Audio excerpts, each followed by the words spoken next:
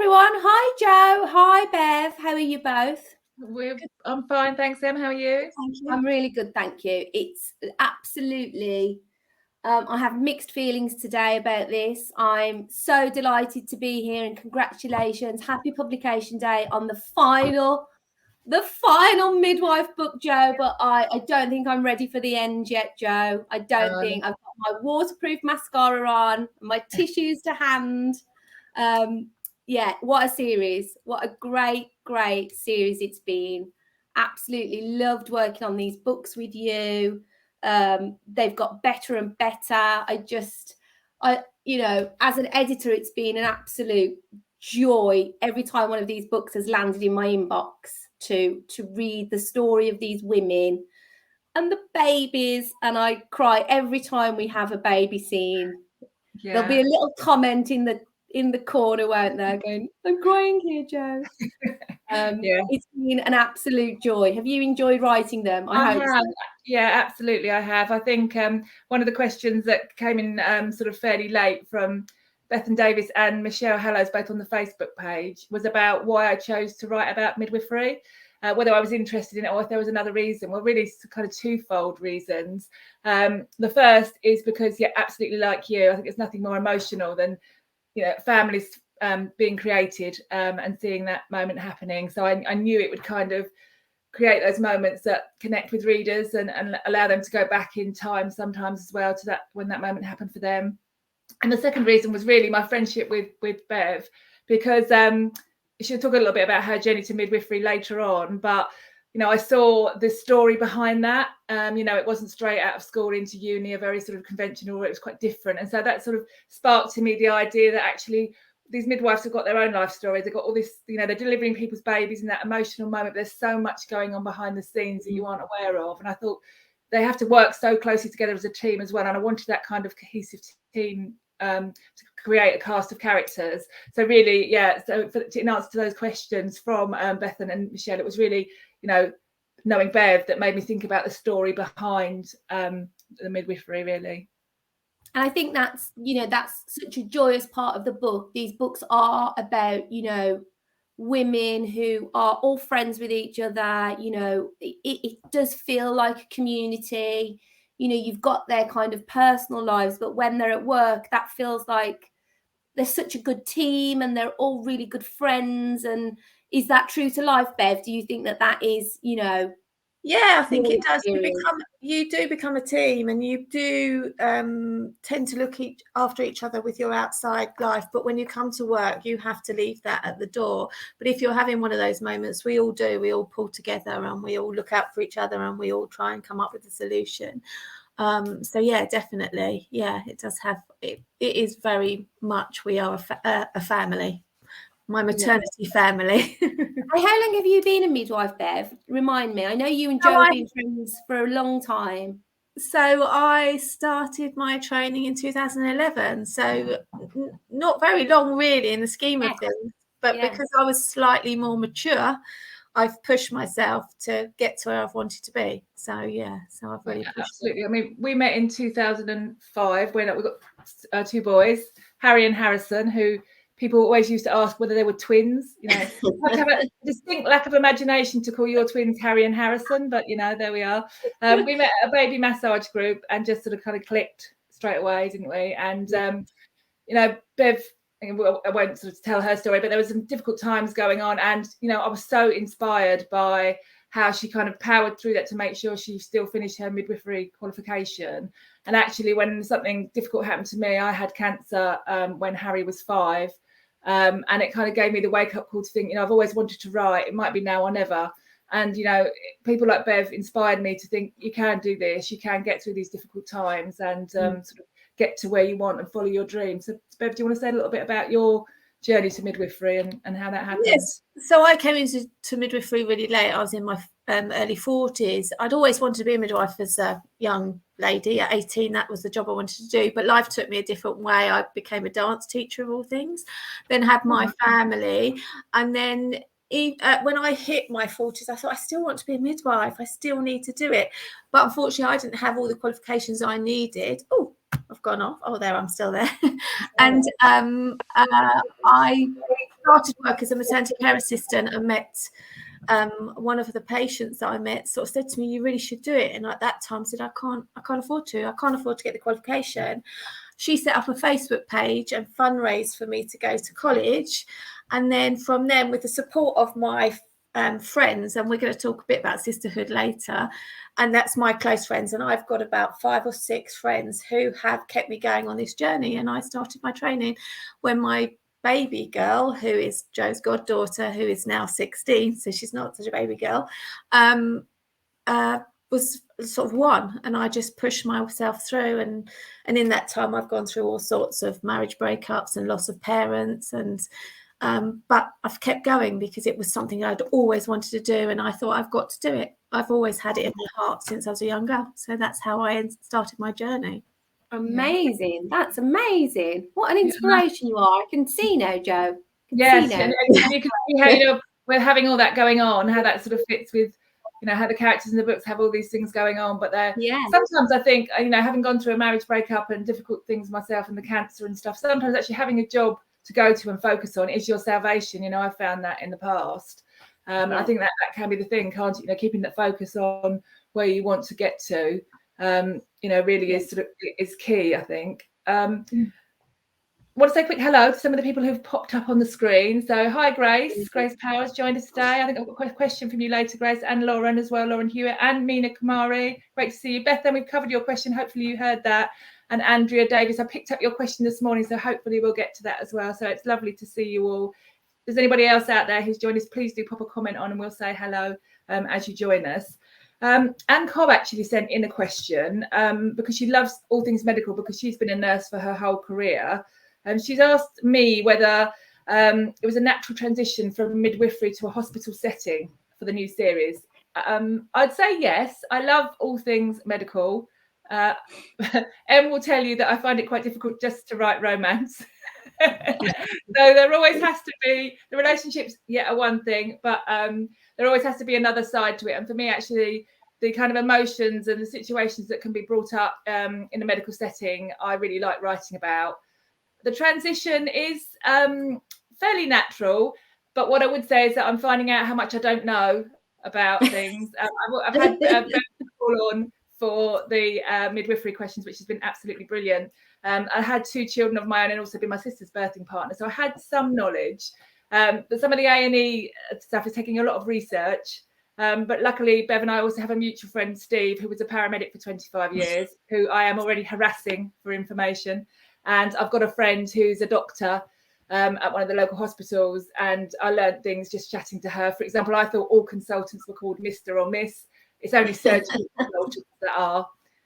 So I'd already learned some things like that. So no doubt I'll be back chatting to Bev about things because there is a maternity unit in the hospital. So we're not going to get rid of the babies altogether, and we're not going to get rid of the midwives altogether. But so I am in the very fortunate position where I've just started to read the new book in the hospital series, Jo, and I absolutely just love being back in that medical world with you. And again, that community and those, those characters. There's some old faces popping up, which have made me smile. Probably touch on those in a little while. But I think any reader who has loved the Midwife series is just going to absolutely love this new the new hospital series. It's just that sense of friendship, community, professionalism, dedication, and I'm just loving it so far. So that's good. Can't wait for readers to get their hands on the new story. Hopefully having the first chapter of that in the end of this new book will also would be great for people. So as a related question for you, Bev, did you ever think about any other kind of nursing? Or would you think about being a health visitor? Because that's obviously a continuation for some midwives. I'd always quite fancied A&E. I like the buzz of that fast pace. I even thought about paramedic when I was younger. But then also the idea of working in a hospice and being that end of life care as well. So I just think I want to care somehow. It's always been what I've wanted to do. But, if ever I get an opportunity to run down to A&E for something during my working life, I'm there trying to get ahead of the pack going, I'll go. So, I've always fancied the A&E scenario. I think it's sort of high-paced stuff, isn't it? And you sort of, adrenaline charged thing. And again, the teams having to pull together in that environment, which is why the first Cornish Country Hospital book is set mainly in the A&E department, because it lends itself, I think, to those relationships. But don't fancy house visiting a bit too quiet for you? Yeah, I think it'd be too chilled for me. I like a bit of drama. Have some drama. Can I ask, what's been the most dramatic birth you've ever attended? Have you had like some car park? Oh, lots. Only last week we had a car park one. I've had what I class as the bouncing baby. When I was training, a lady came in and said she wanted to pushed and didn't have any knickers on, and the baby just bounced. It was just like, whoa. Baby was absolutely fine and went home, we have to say. But yeah, I have lots of babies in the car parks. Babies in so I've done quite a few home births, babies in the front door with the door open and you're having to so yeah, they're the ones that always catch you out. But actually, as a team, once baby's delivered and the family's all safe, we then have a laugh and giggle about it. And do you remember that baby we delivered there? So yeah. Brilliant. So there's still scope for so many more stories, isn't there? So there are, Jo. Write these down. Take notes, Jo. Take notes. That's the midwife. Another question that was on Facebook from Laura Redding was whether the books are based on a specific place in Cornwall. Is Port Agnes a real place, as she'd love to visit? Sadly, no, it isn't a real place, but it is based on several different real places, probably mostly Mousehole, Polperro and Loo in Cornwall, and a combination of those places. But it's easier to create your own world, I think, than to try and make something fit into that, particularly when you've got midwives going out into the community and different things, and babies being born on the side of the road and that kind of thing. It's actually easier to create that world for yourself. And hopefully you'll see soon that for the Cornish Country Hospital, which a reader named for us, which was brilliant, I spent 3 days, when I should probably have been editing or something, creating a map for the whole hospital. So that's been mapped out completely. I had far too much fun doing that. But so it's at least I know and can keep it straight in my head.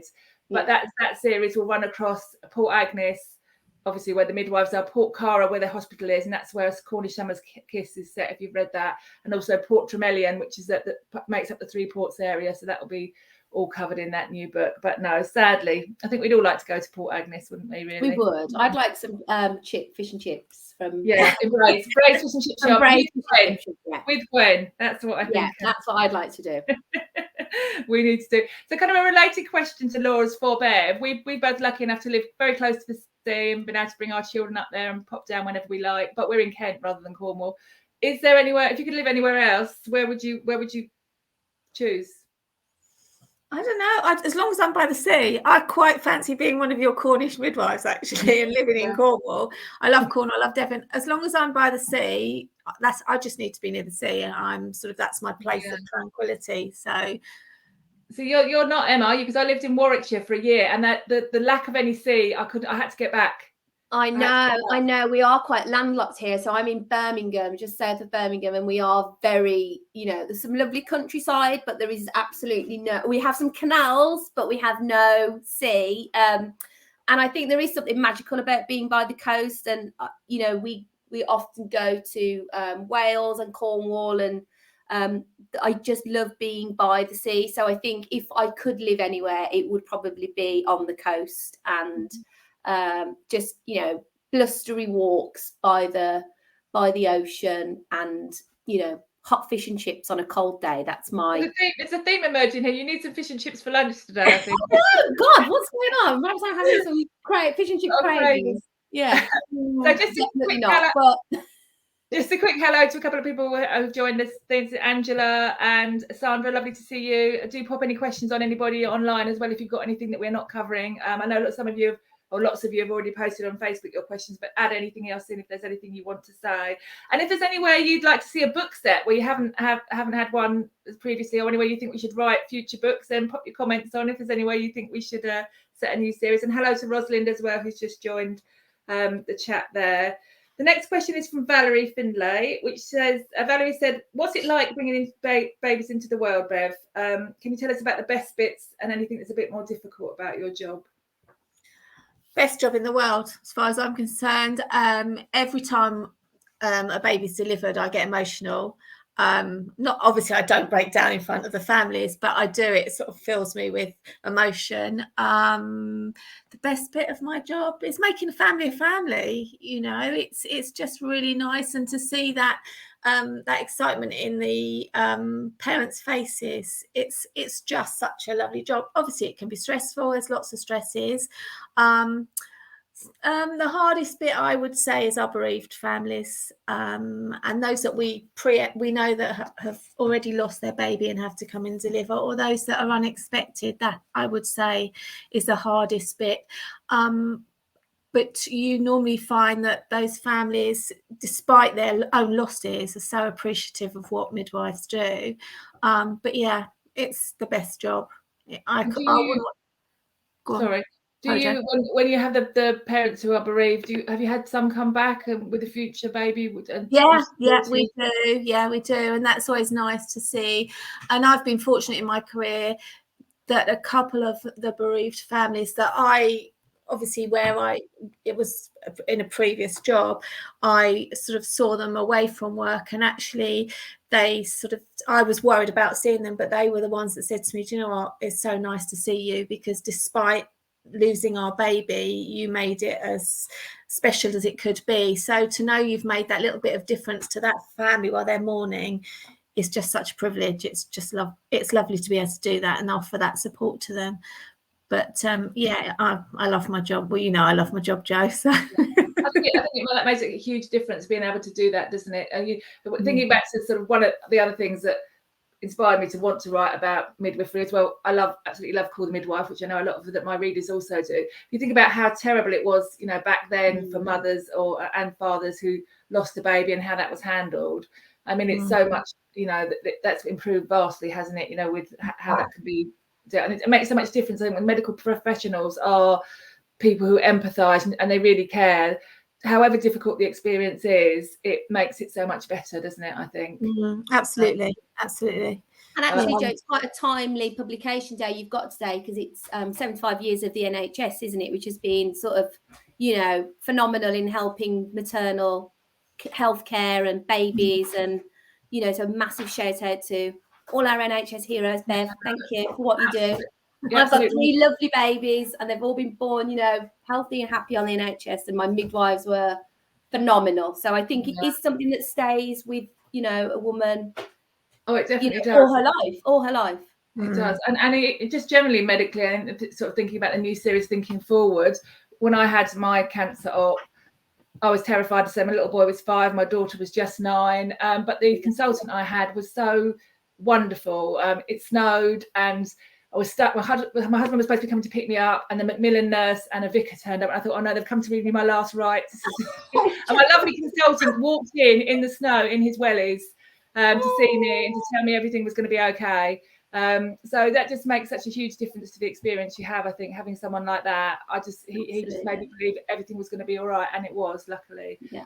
But yeah, so absolutely, I think that's, you know, what we like to convey in the books, that people can go through difficult times. And I think looking at the series, I was thinking about the series, it's got a lot more serious probably. From book 1 was quite light-hearted in a lot of ways. You know, sort of a reunion romance was a key theme, and it's got more difficult themes, I think, as time has gone on. But I really enjoy writing about those, and I think, you know, people dealing with those things, the people that help them and support them, like Bev, makes so much difference to their experience, I think. So I agree. And I think one of the joyous things about your stories, Jo, is that you do not shy away from those difficult issues, and you handle them really well. And, you know, they are stories that absolutely need to be told and deserve to be told. And, you know, you do it in such a way that, you know, certainly I've read some of the themes in the Cornish Midwives series, and I've gone, oh my God, this has, you know, reduced me to absolute floods of tears, not linked to babies. I cry at every single baby scene that happens. But there are other issues that you deal with that are just brilliant and so emotional and so uplifting. And there's a big sort of, you know, massive kudos to you that you handled them and tell that story so well for those people. So I think Bev, you'll have dealt with some of those issues with some of your patients, you know, patients with dealing with disability. Absolutely. Maybe illnesses like cancer while they're pregnant or shortly afterwards. So yeah, all the time we have that now. Not every pregnant person is well. They're not a well person, so they have underlying health issues. So we do, and you do become very much involved with that family and their journey. As I say, I've messaged Jo many times and said, I've just listened to the book and cried all the way home and I've learned to drive. I know. They're brilliantly well written, brilliantly. And I've already started the new book and I'm like, oh, I want to keep listening. I know. I sort of sit here and I sit next to I work next to my husband and I sort of sit here quite quietly, and every now and again when I'm editing a Jo book, I'll be like, and he's like, oh God, is it a midwife? And I go, yes, it's another baby. Yeah. So at least it's a balance of happy and sad tears. So that's absolutely. Thank you both so much. Valerie also asked me a lovely question: whether I miss being a midwife, and I take that as such a compliment because if anyone reads my books and actually thinks I've got the skills of that's huge. Sadly, I've never been a midwife. But if you've known me 18 years, do you think I would have the skills to be a midwife? Oh yeah, if I can do it, you can do it. Absolutely. I don't. So this is where I think you're wrong, because absolutely, I tell you what, you've got that I haven't. You're much calmer than me. I'm a panicker. I like drama as well, but I'm a panicker in the drama rather than being. Yeah, that might be a bit difficult, but. One of the things I mean, midwifery is such a challenging job and so much pressure and so much responsibility, and I'm not sure that I could deal with that. And I take my hat off to you hugely. And something else I take my hat off to you is your capacity to stand up for what you believe is right. And I'm not sure that I would have your strength of character in that respect either. So it's yeah, and I'm sure a lot of my colleagues, if they could get their voices on here, would say, oh, she does stand up to what she thinks is right, because I am very pro patient safety and advocating for the family and the woman and the birthing person. So I am very much, I do, you know me, Jo, I stand up for what is right, full stop, in life. But also in my current roles, a lot of the time I'm leading a team, and if something happens, an emergency or anything, I'm the one they look to. So for me, if I start to panic, then my team and also the birthing person, woman, will panic as well. So I think I'm calm, but I think you could do it. I'd love to do it. I think it's better if I just pretend I'm doing it and write a story where I pretend. I think let's just carry on with the books, Jo. Let's not change career. When I was my sister's birthing partner, it put me off having my own for a few years. She went in there saying, I'm just going to have a TENS machine. It's all going to be fine. I won't tell you what she said about the TENS machine because it's not for public consumption. But she did ask the anaesthetist to marry her after he gave her an epidural. So yeah, most of our anaesthetists get proposed to. That loss of pain is absolutely magical, isn't it? I think in that moment. Absolutely. But yeah, I'm not as calm or as strong as you, Bev. But it's been a brilliant seeing your journey, and there were times I know when it was really difficult to carry on with your training, but I see all the time messages from patients to you, and people say, if I know you about, Bev delivered my baby, and Bev delivered my daughter's little boy. And she said, Bev's not allowed to retire until she's finished having children. She only wants no pressure. Only wants with her. So, and because of you, which I sort of spoke about online, I was able to, it was middle of the pandemic when Arthur was born. And obviously I wasn't allowed to go in there because you could only have one person in there. So I was coming to terms with not being able to be there, which is very sad. But Bev arranged it. And it was a live video link, and I saw Arthur take his first breaths, and it was just absolutely amazing. And that was all down to Bev. So I have to say a huge thank you for that. It was my pleasure. And we've been joined by lovely Sandra Twyman as well. Lovely to see you, Sandra. And she's supporting. I know she's an ex-colleague of yours. So she's not currently working together, are you? No, not currently. Because Sandra's one of the brilliant midwifery assistants, isn't she? Who I also write about in the books, and she's been absolutely a phenomenal support to me with the writing as well. And she's saying there that in the comments that Bev is an amazing advocate. If you needed to hear that, but we absolutely knew that. And I actually have a couple of questions from Sandra on the Facebook group. One was what we need to look to read next. So what do we need to look out to read next? I've already spoken about the fact that the first Cornish Country Hospital book is coming out in November. And if you read The Happy Ever After for the Cornish Midwife, you'll see the first chapter of that book in there. So hopefully that will give you a lead into what There's a couple of new characters that are focused on in that story. But I'll talk a little bit about some of the cameos that will be appearing in that story later on from some of our midwives, so you can be happy about that. But also before then, in September, Meet Me in Central Park, which is a re-release, but not if people haven't read it, because it was in quite a short format, particularly if you like a paperback, it was too short. So it's had 20,000 words added to it and a refresh of the story. And that's set around Christmas time, obviously in New York. And that's another story that you can look out from me. So hopefully, it's got a beautiful cover. And actually, I'm cover revealing it later today. So beautiful story. It's absolutely a lovely cover. And I think I need another research trip back to New York. Bev, do you fancy coming with me? Should we go? Definitely. How about Midwives in New York? That could be like a novella. Don't get me as well. I'll come for okay. Let's go book it. Midwives in New York. I think we need to go for that. Yeah, definitely. A related question for you, Bev. Would you ever, you've got some wonderful stories which you've shared with us today. Would you ever consider writing a book? No, I'm not clever enough, Jo. No way. No, not at all. I'm not clever enough to write a book.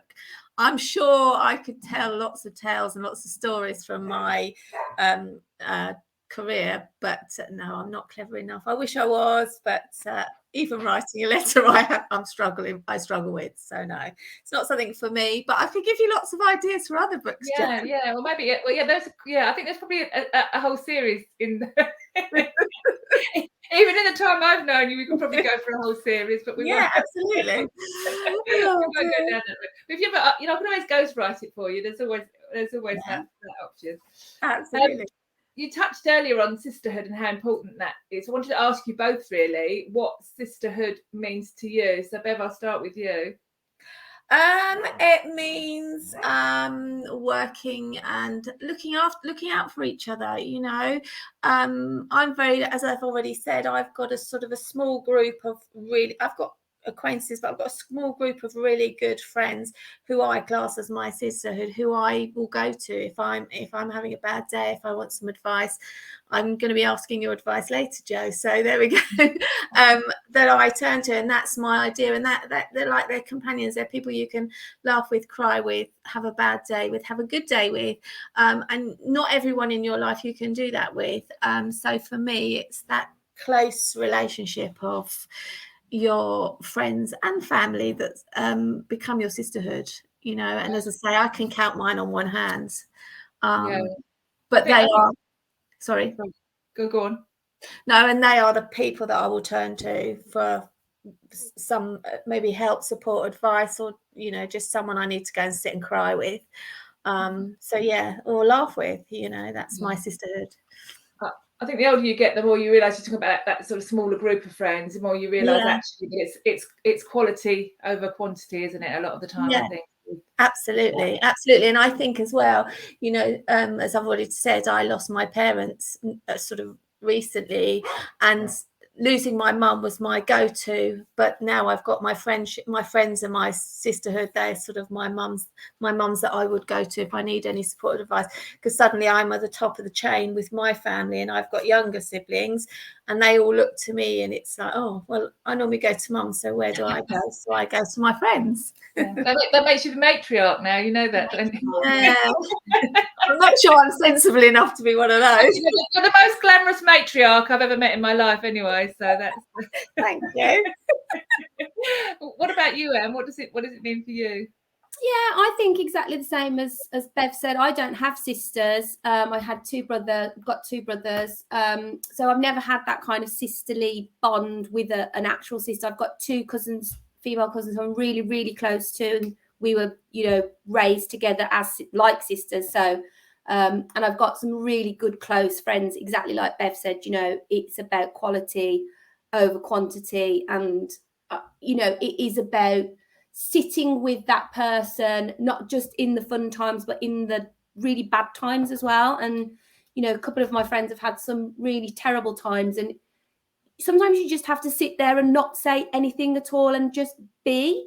And if you can be with a person like that and not have to constantly be, you know, making jokes or having a good time, just in those quieter moments, then that is a really special bond, actually. And I think it's, you know that you can turn to them with anything. You can drop your kids off with them in a moment's notice. You can go to them and have a rant about, your next door neighbor, or, work, or anything at all. You can share, the good times and the bad times, really. I think that is what sisterhood is to me. Just a sharing of life and all its turmoils. And I think what you just said about not having to say anything, that's quite powerful. If you can sit in a room with someone and just be there, and that's all that's needed, I think that is sisterhood down to a T. Yeah. I agree. I think the other thing is as well, we're very busy people, aren't we? And sometimes with friendships, you can go a while without seeing people. Bev and I sometimes do, because we've both got busy life, grandchildren and everything else. But every time we meet up, we pick up exactly where we've left off. And I always think that's a good measure as well of sort of friendship. If you can do that without feeling awkward or having to sort of feel those awkward gaps, I think that's a measure of sort of that connection that you have when you first met, and it sort of carries through. Yeah, absolutely.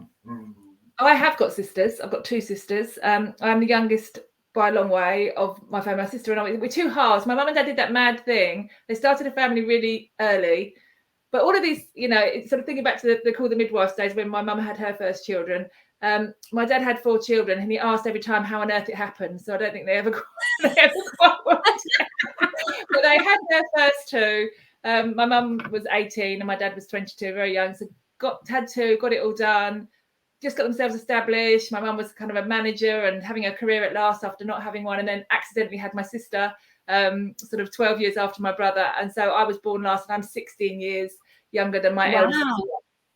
So our family's a real kind of sort of split in half. So although I've got 2 sisters, my sister Sam, who Bev knows, who's 2 years older, well, our relationship is completely different, because we had this sort of bond that we were brought up together, and we had that sort of bond where you love and hate each other during that time in equal measure. She told all our cousins I wet the bed, so when we were washing up, I tried to stab her with a butter knife. I mean, this is how it goes. I was about 9 at the time. So this is the kind of love-hate dynamic that we had sort of back then. But we had our children at the same time. So I was her birthing partner when she had her first son, but her younger 2 are similar in age to my 2, and we went through those things together. And she completely sort of helped and supported me when I was not well and when I was trying to work after my first marriage broke down. So she was the one person who's kind of always been there, in addition to our parents, for me. Our mum's been very ill, as Bev also knows, for the last few years, and my sister just stepped in as her carer, and I've got huge love and admiration for what she did in that role, and was able to deal with things. I mean, she could have been a nurse, definitely. She's much calmer and much more able to deal with those kind of things than I am. I kind of doing stuff looking like that, but she can deal with all of that kind of stuff. And absolutely, as well as the friends, for me, I have got a sort of a genetic sisterhood with my sister as well. And we're always getting into trouble at family parties for laughing at things we shouldn't be laughing at. So we have to pretend a lot of the time, and it's that thing where you can laugh until you cry, and we have to cover up the reason why we're doing that a lot of the time, because we've got this kind of shared dynamic. But absolutely, I think friends can fill that gap completely, or add to that as well. If you have, I know you've got a sister as well, Bev, if you can add to that as well and sort of enrich that. And I think that's what this book's about. It's not just about biological sisterhood.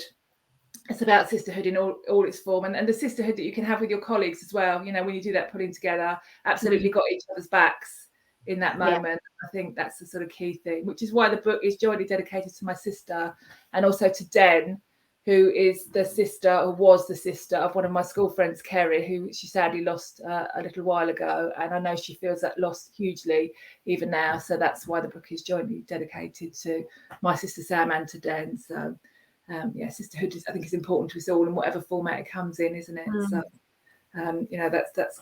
that's great. So I don't know if anyone else has joined us. I'm just going to check quickly. Do post questions if there's anything you want covered that hasn't already. I think we're running a competition as well between the questions that were posted on Facebook and the ones anything posted today. I think we're going to be giving away every book in the series, I hear. So if you're interested in doing that and you haven't asked a question already on Facebook, then please do pop one in the comments to be in with a chance of winning. That would be great. And I'll move on to some of the questions that were on Facebook. There's one from Marion Sherry, who wants to know if I know many midwives other than Bev. I do know a couple, but not nowhere near as well. We've got a mutual friend who I went to school with, Angela, but yeah, nowhere near as well as I knew. It really was, as I said earlier, knowing Bev that kind of inspired me, and also knowing the rest of Bev's story, not just the working one, that inspired me to think this would be a really good idea for a series. And obviously you can't get anywhere more beautiful than Cornwall, so that's why it's set there. I had to set it by the coast, and a lot more people, particularly internationally, are familiar with Cornwall than Kent, which is why it's set there. What about you, Bev? In a related question, did you know many other midwives before you started your training, and did that influence you? Well, I did purely and simply because I worked as a healthcare assistant. So as you've mentioned, Sandra, she was one of our support workers, and that's how I started my career, because I desperately wanted to get into midwifery. And as I said, it was when Harrison was born that I started working in the hospital and joined the maternity department. But prior to that, no, I didn't really know any midwives. It was just something I always wanted to do when I was growing up. I wanted to. So I was under the illusion, like a lot of people are when they come to become midwives, that you stand there and cuddle babies all day. You very rarely do that, but don't get any time, do you? No. But yes, I didn't really know any midwives until I started work within the hospital, and then obviously I met lots. But I always wanted to do it. So. And what about if someone came to you now and said they want to train to be a midwife? What would your advice be? I would say follow your dreams. I would say try and get some experience on a maternity unit, because it's not the cuddling babies. It's not always as glamorous as it might appear. You know, my own daughter wanted to be a midwife, and I, because of her age at 18, I said, why don't you try nursing first? And that's what she's done.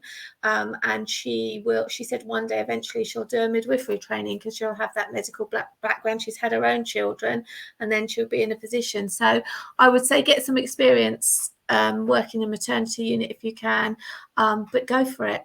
Don't let it stop you. And even now, I look after families, and one of the relatives will say, oh, I've always wanted to be a midwife. And I'll say, well, do it. And they say, oh, I'm too old, I'm 30. I said, I didn't start till I was 41. It's no excuse.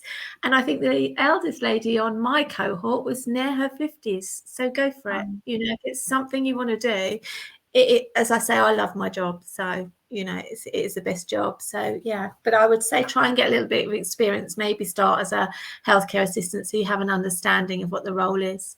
Yeah, I think it's important, because a lot of people, like you say, are under that misapprehension, aren't they, that it's something quite different to what I did when I was 18. I thought, oh, I'm going to be cuddling babies all my life. It's like you said, it's much more about the women than it is about the babies, isn't it? Yeah, absolutely. Yeah, absolutely. Oh, is she frozen? Has she frozen? I think she got one other question from Mina Kamari, who said, if you could be a character in any of your books, who would you pick and why? Just while we wait for Jo to come back on, I think she'll already know the answer. For me, it would have to be Gwen.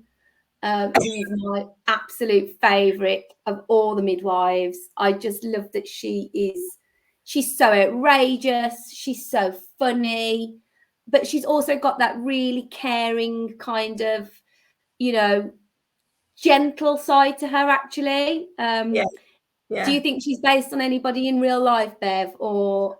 I'm not quite sure, because when this question, obviously Jo let us see some of the questions, and I saw this question, I said, oh, I could be a little bit of all of those midwives. I said, because I'm a bit sort of headstrong, so I've had to write it down. I'm sort of Tony. I would call things out and challenge things that I don't agree with.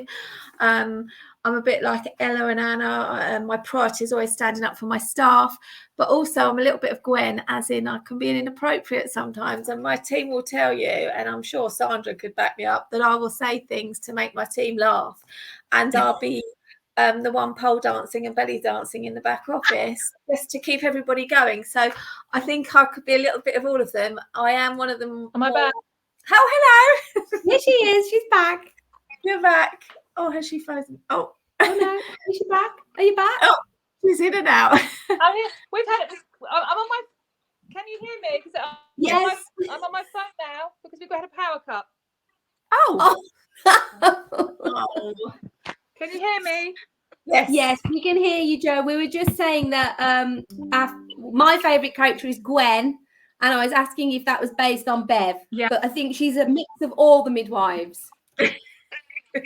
Oh yeah, she definitely is. I'm sorry about that. We've had a power cut, so I'm on my phone now. So hopefully you can hear me okay. But I won't be able to pick up any of the comments. I don't think if anybody else asks any questions. I'll look for those. There's been no new comments. We're just sort of working through the list of questions. But yeah, we're just saying that Gwen is hilarious, and can we mention that she popped up? She more than pops up in the new series. So. At the end, I think it won't be a probably surprise to anyone that she is approaching retirement in the midwife series. So at the end of the current book, she gets to that stage and she's joined the hospital to run their Friends of the Hospital shop. So she's in the which is at the entrance to the hospital. So she's in the prime position to see what's going on and to give her advice, whether it's wanted or not, on every. I couldn't leave Gwen. Everybody loves Gwen. Everybody always asks me about Gwen. It's the perfect role for Gwen. And when she popped up, I was just like, here she is. Here she is. We can't leave Gwen out. No, absolutely not. And I think, she's got something to say about everything. And I think there is an element of Bev, of that in Bev. That's me. Yes. But actually, probably most of my friends, I'm thinking, Paula as well. I mean, you've got Paula go live as well before she did the last live for a change of heart. Most of my friends are like that because that's what I like, their ability to be honest, but to make me laugh. There is that element in all, most of my closest friends is that, and certainly in Bev as well. I think for me, we were talking about humour earlier, and when you connect with people, it's humour that connects me with people in that way. And certainly, I love Gwen. And Gwen says the things I want to be able to say. I think I want to be Gwen when I'm grown up. Yeah. I think I'm a little bit more like Gwen than maybe I like to admit, because I say things and then my brain clicks and goes, no, you shouldn't have said that. And they all joke at work that I don't have an inside voice or an inside face. And I think that's a little bit like Gwen. Yeah. Sometimes I think you can see exactly what you're thinking, Bev. I would say. I try so hard, but I just haven't learned an inside face. Inside face. I like that. But no, so that I think that's all. You've sort of covered the question. I think there was a few people who asked about if any of the midwives are going to be in the series. I think it was just a name check people. Marion Sherry, Jean Norris, and Grace Power, who I know is with us today, have asked if they're going to be in. So Gwen, yes, but also making a cameo appearance in book 1 are Jess and Bobby. So something happens in A&E that requires their attendance without sort of sharing too much information. So they'll be making a cameo. But the plan is in the series to actually cover the maternity unit again. One of the reasons I wrote about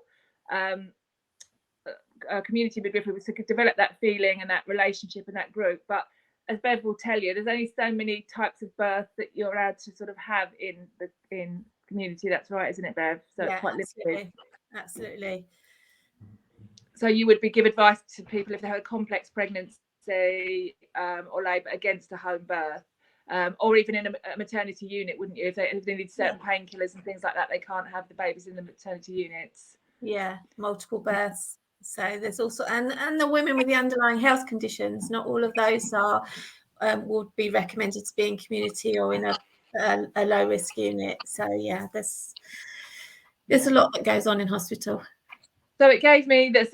So I kind of got to the point, I think, with that where I thought, well, actually, I want to write about some different kind of scenarios. So which is what I couldn't do in the community midwifery. But I'm not saying no to speaking about the midwives or no to writing about babies, because I don't think I'll be able to stop myself from doing it. But having it in a hospital setting will allow me to kind of draw on Bev's expertise again and write about some of those more complex issues that are there. So yes, there'll be cameos, but later in the series, I expect there'll be a bit more than a cameo from some of our midwives. So that will be some familiar characters to talk about. Sandra Twyman has just made a comment, Bev, saying Bev has no filter. Lol. No, shush. Sandra, we still need to meet up for this drink because we need more of the. No, you need more insight into Bev's lack of filter. she's not wrong though. Another question about the characters from Linda Tunnicliffe on Facebook. Oh, Jo, you've gone ever so quiet all of a sudden. Based on real people and places. Well, we've had a kind of bit of a conversation around that. I don't, strictly speaking, base a whole character on a real person, but there's elements of everything. Every conversation I have. When I was little, apparently, I used to go and my mum said I used to go and stand between. Oh, is she gone again? We've lost her again. No, it's gone again. She's gone again. Oh, bless her. Was she in a question there? I don't think she was she? No, I think she was talking about. We've got a question here. It's from Grace Power actually, and I know it's related to me. The question was, what would I love to see from Jo next? Oh, she's back again. Here she is.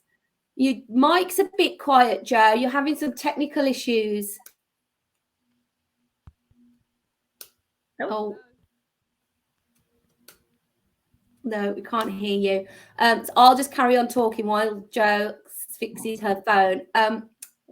I'm in the very fortunate position that I have got Jo's next book in. The first book in the Cornish Country Hospital is on my desk. I'm sort of midway through it now, and absolutely loving it. And I think, as we've said before, readers of the Midwives will absolutely love the new series, because it's just that world made bigger. We've got lots more drama, we've got lots more community, we've got lots more teamwork. So it's just, we've taken the Midwives to a whole new level, but we've still kept that heart and emotion and friendship. So I'm excited for readers to have that in their hands imminently.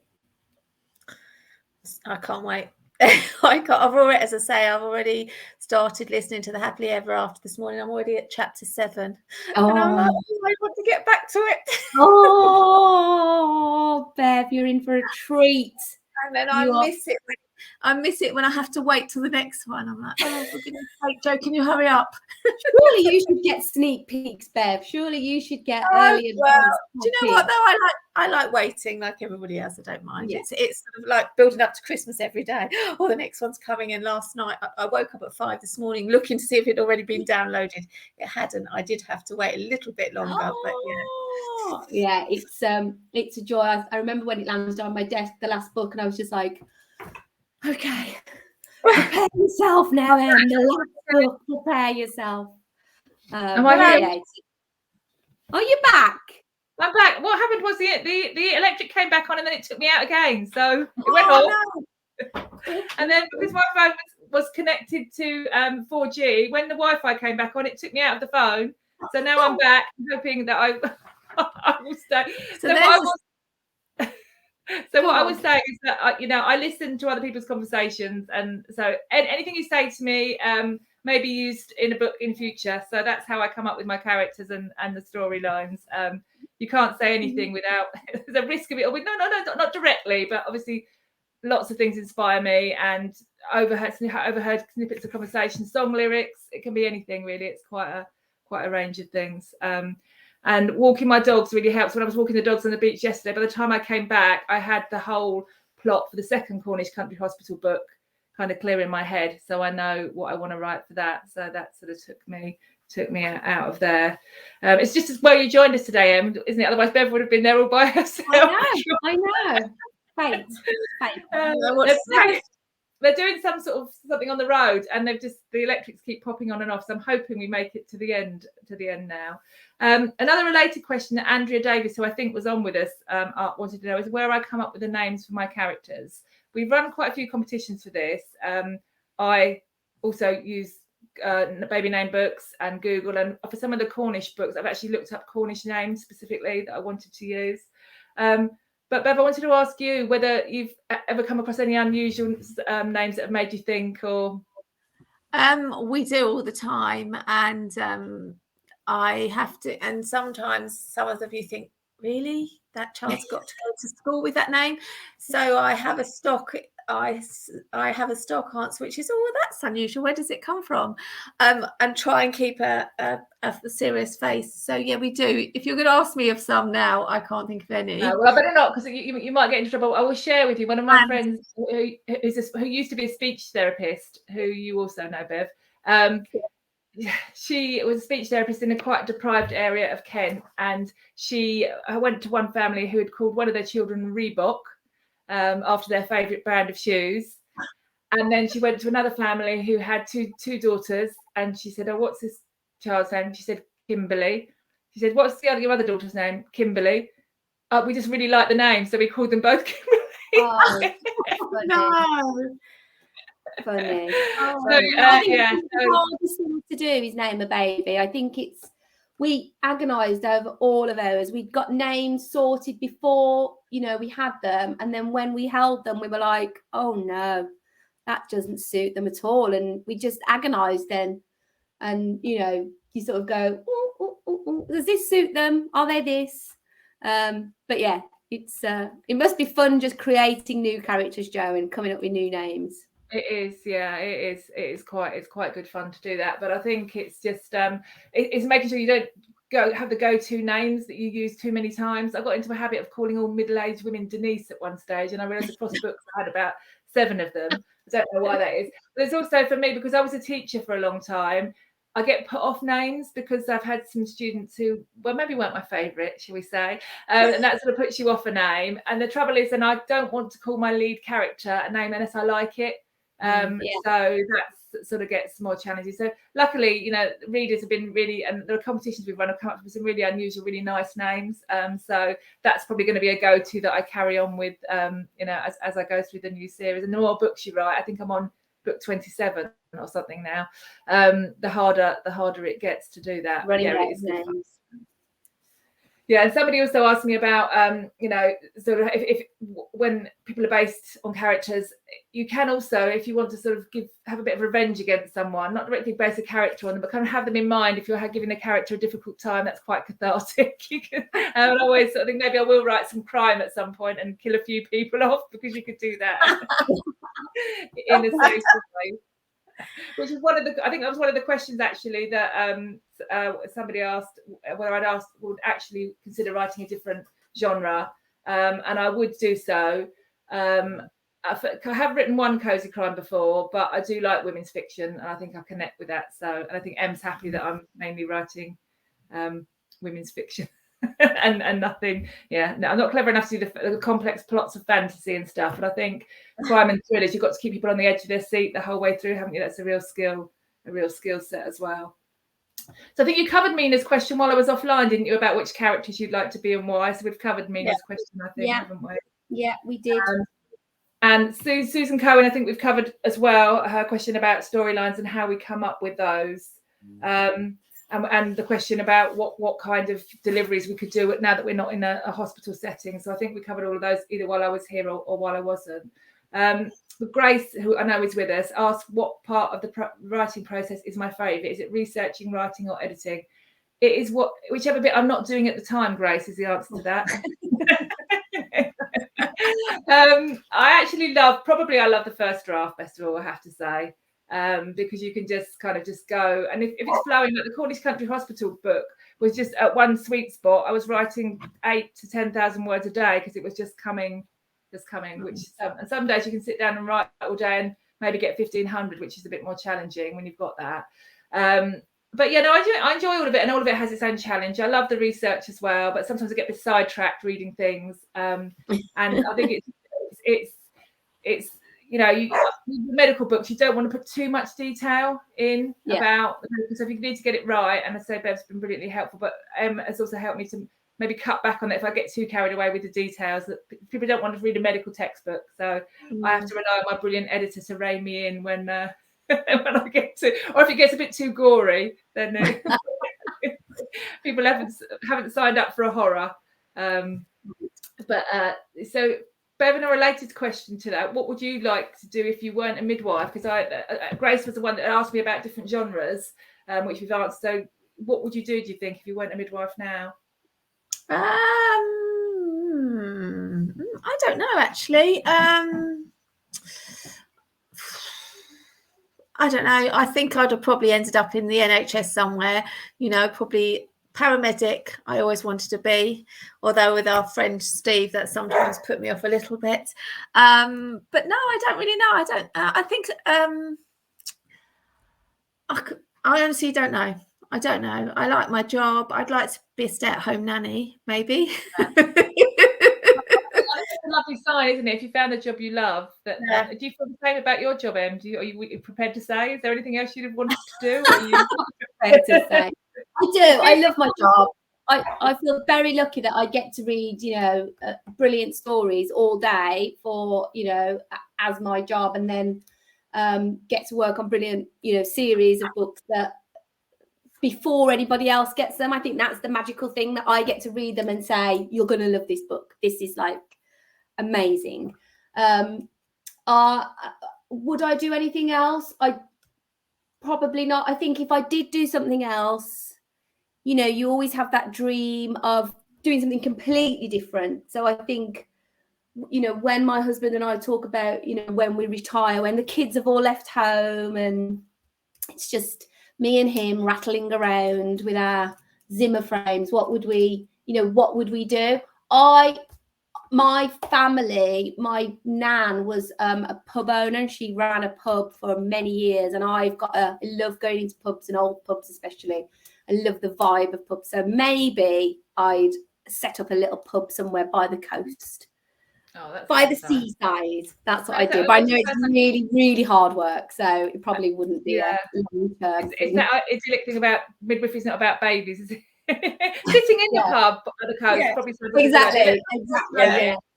I like the idea of it, but I know it's really hard work. So So there sounds like a couple of posts have come up. I think Sandra told us that there was a family that called their son Great Britain.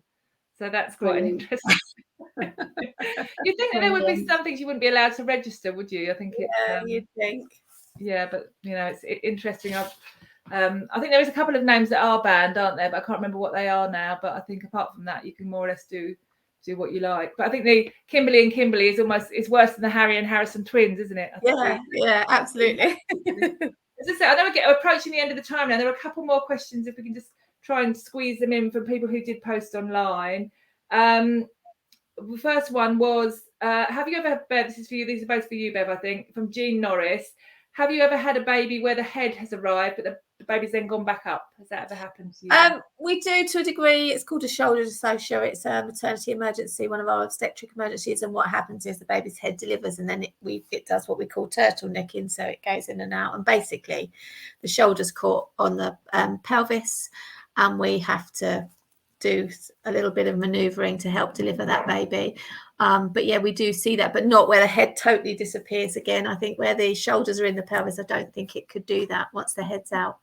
But we do have an obstetric emergency called a shoulder dystocia, which you could write about. Did you have that with Amelia? Shoulder dystocia when you had her? No, she had her arm up, and she had her arm. Yeah, she was coming out our elbow first, which isn't ideal either. No. Well, she's a diva, my goddaughter, isn't she? So she was going to come into the world. 100% is a diva. And then the final question was from Lauren Hewitt again.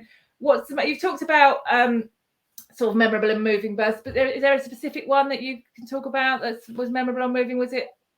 It was delivering your grandson. I have to say, and that's not just because we're doing the live. It was because I knew that you couldn't come in. It was COVID, blah, blah, blah. I'd gone to a different hospital to deliver. But actually being able to have you on that screen, it was the most pressure for me as a midwife as well, because obviously I had to do a few things to help with the delivery. But I would say that delivering your grandson. Well, it's hugely emotional for me. Bev, we got permission from the trust for Bev to be able to come and deliver in a different hospital. She came on her time off. She was amazing. My daughter had been in for 4 days because the baby's heart rate kept disappearing, and it was quite traumatic. And she said as soon as she saw Bev, she knew it was going to be all right. So she went in there. She's got everyone sorted and just got. I'm going. Got it done. So. Yeah. So when obviously you have to, you know, this is your friend's daughter and they're their pride and joy, and you're thinking you've got to get this right. So the pressure was high, but I don't think you noticed, did you, Jo? No, I didn't. I guess that's what I mean about you, Bev. You're just, you know, you're like a swan. You might have been, but you just looked. Everything. You made all of us think everything was going to be okay, and it was. It was. And that is why Anna has said Bev is not allowed to retire until I'm done with babies, and that's it. So I think we're at the time now, aren't we? More or less, we've been an hour. I'm sorry about disappearing twice and coming back, but you handled it marvelously in my absence, and I'm glad we made it through the final time. I'll just have a word with the guys digging up the road and ask them what they're doing out there. But thank you so much. Thank you to everyone who's joined us. We will be going through all the comments that there have been. If there's any that we've missed, we can answer them after the fact, and we will be picking someone out to, as I say, I think going to be winning every book in the series so far. So thank you, and thank you both for joining me today. No, thank you. Thank you, Jo. Happy publication day and congratulations on a brilliant series. It's been a joy. Pleasure.